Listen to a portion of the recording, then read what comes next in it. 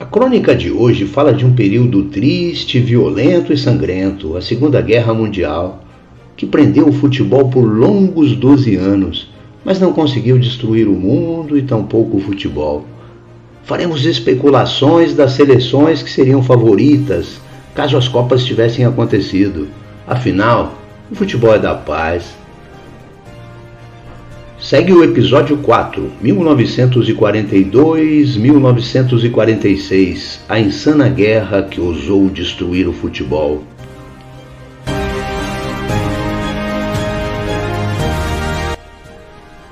Quando eu estudava filosofia, a cada bimestre escolhia um filósofo para ler e refletir. E o primeiro que escolhi foi Blaise Pascal, que todo mundo conhece como matemático, mas ele foi um grande filósofo. Uma das frases marcantes de Pascal era aquela coisa que misturava razão e coração. O coração tem razões que a própria razão desconhece. Nunca discuti sobre isso, mas foi algo que me encantou. Pode ser que o coração reserve e mantenha seus verdadeiros sentimentos e que a razão, de alguma forma, vá até lá para buscar algum significado. O segundo filósofo que escolhi foi o holandês Baruch Spinoza, que tinha uma frase significativa. A paz não é a ausência de guerra, é uma virtude, um estado de espírito, uma disposição para a benevolência, a confiança e a justiça. Pois é, a paz é tão teimosa que resiste às guerras espalhadas por aí. Essa introdução serve para tentar entender as razões e emoções de uma guerra. E como estamos falando de futebol e Copa do Mundo, não tem como abandonar as Copas que nunca existiram. Não existiram devido à insanidade de alguns que acreditaram que o mundo era somente deles. Insanidade nunca foi tema no mundo do futebol, assim como uma guerra generalizada. O futebol é e sempre foi da paz, mesmo no meio de guerras.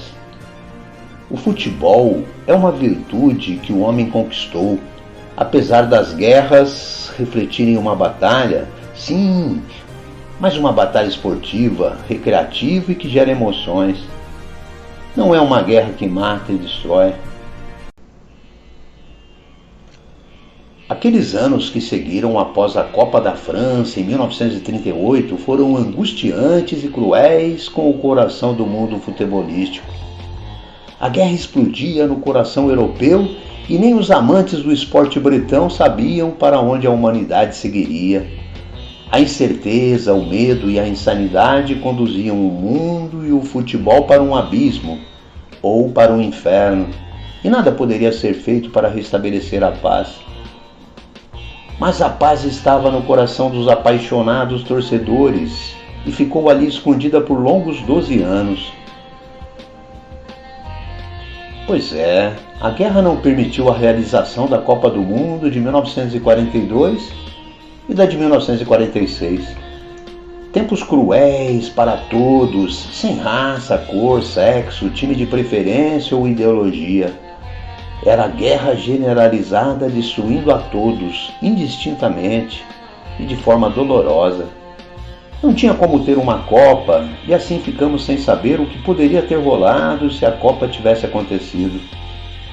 Esse é um exercício que muitos fazem, especulando quais times seriam favoritos, que novidades surgiriam e quais craques despontariam. Não consigo avaliar o quanto essa especulação faz sentido, especialmente porque uma guerra abala de forma significativa tudo o que estava organizado.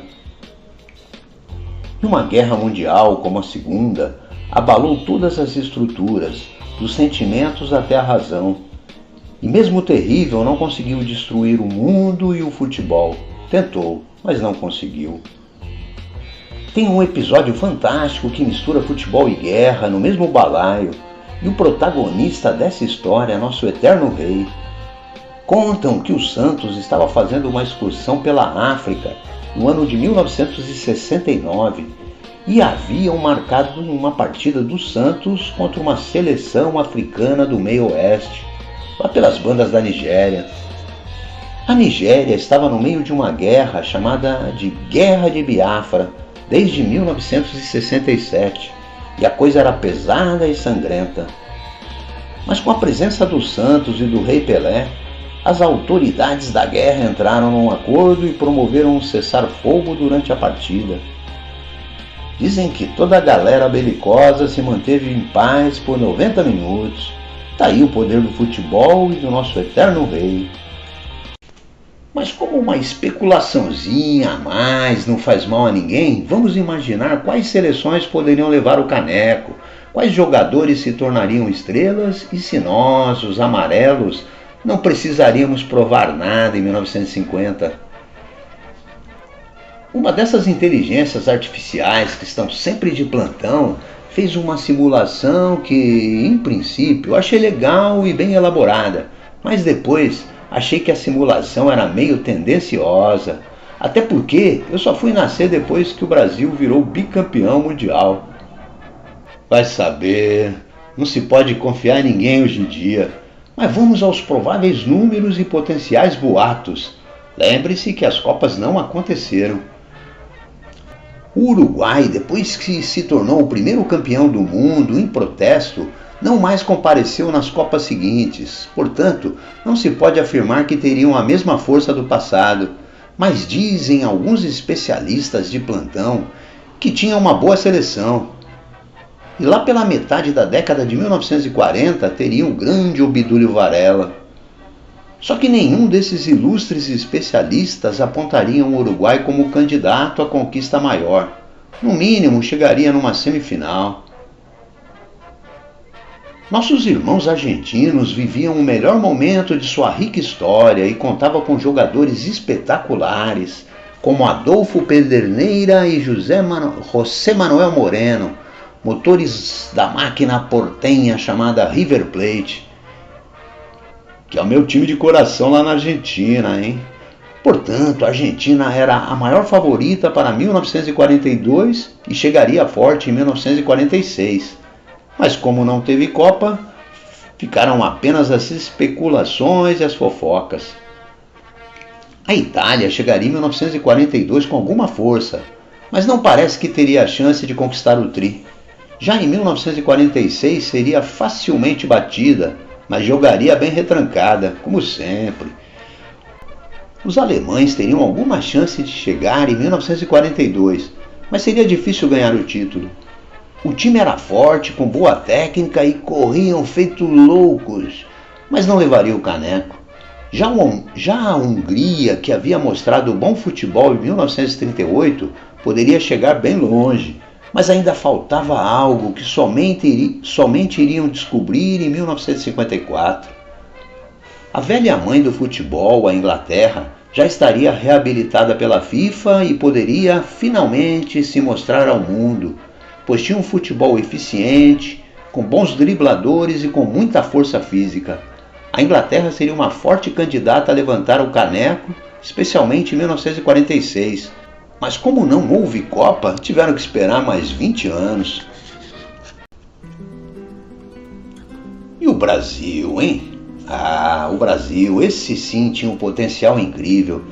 Se bem que os especialistas consultados afirmam que nossa seleção era inferior à dos argentinos. Mas a gente tinha o nosso diamante negro, que teria 29 anos em 1942, no auge de sua forma tática e técnica.